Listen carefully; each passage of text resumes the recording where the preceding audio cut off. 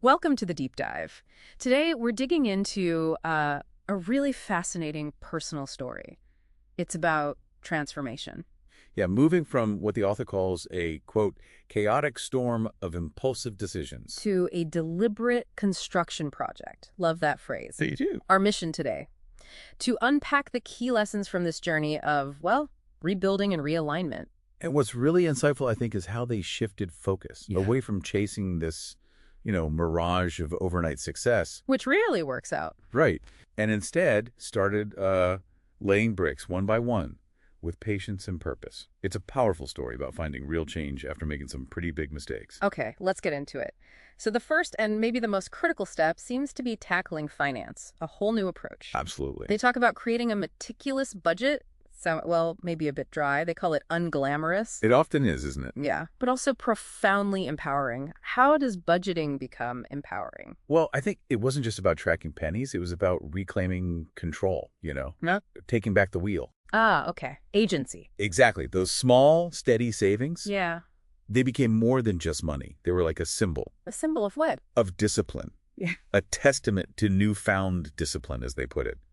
Sort of a quiet act of rebellion against a reckless past. A rebellion against yourself, almost. Yeah. Reframing it that way from restriction to, defiance. Yeah. That's powerful. It built a real foundation, took away that constant financial anxiety. Makes sense. Okay, so building on that financial discipline, there was a big career shift, too. And they made one. Moving from what sounds like a really tough situation, a soul-crushing job. Where they felt pushed to compromise ethically, apparently. Right. To something offering stability and a clear path for growth. This wasn't just finding a new job, was it? It feels deeper. Oh, definitely. It was a fundamental mindset shift about work itself, viewing it as a long-term investment. Not just a way to get rich quick, which sounds like the old pattern. Exactly. And the soul-crushing part wasn't just boredom. It was eating away at their values. Yeah. So the challenge was sticking with something stable, even if it wasn't immediately flashy. Precisely. Valuing that quiet perseverance. And that's where mentors came in. But not the loud, flashy types. Yeah. Who then? People who built their careers steadily, through years of hard work. Yeah. People showing integrity.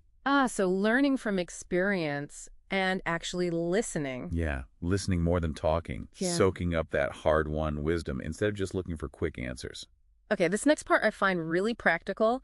Applying these lessons, the budgeting, the long-term view, to everything. Yeah, across the board. No more shortcuts in relationships or health or learning things. It's like that budgeting discipline just spread outward. So things like a regular exercise routine for long-term health, even when it's boring, or actively, deliberately cultivating friendships. Same consistent effort. That's it. It really makes you think, how do we actually embrace that consistent effort and delayed gratification? It's easy to say. Harder to do. Right. The author apparently actively sought out challenges just to practice patience, like learning a tough skill with no quick payoff. Oh, interesting. Like training a muscle. Exactly. Becoming the gardener, not just the visionary. You don't just dream of the garden. You actually do the digging, the watering, the weeding, brick by brick. That gardening metaphor really works, and it even impacted relationships, specifically with parents. Yeah, quite profoundly, it seems. Their view shifted from disappointment over past failures to celebrating resilience, which is huge. They became biggest cheerleaders, not for overnight success, but for the steady progress. How did that happen? Was it one big conversation? Doesn't sound like it. More like the slow, consistent evidence. Showing up, being reliable, keeping small promises. Rebuilding trust, incrementally. Exactly. So they started seeing the work, not just the old mistakes. And the author found peace, not really in being successful in the old sense. Where then? In the process of building a life I could be proud of, one small, deliberate step at a time. The mistakes weren't erased. They became the foundation. Wow.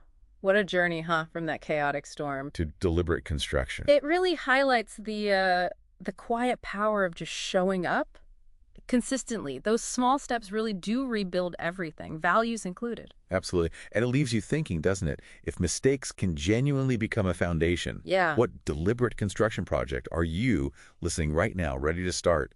Maybe embracing that patience, that purpose, instead of always chasing the quick win.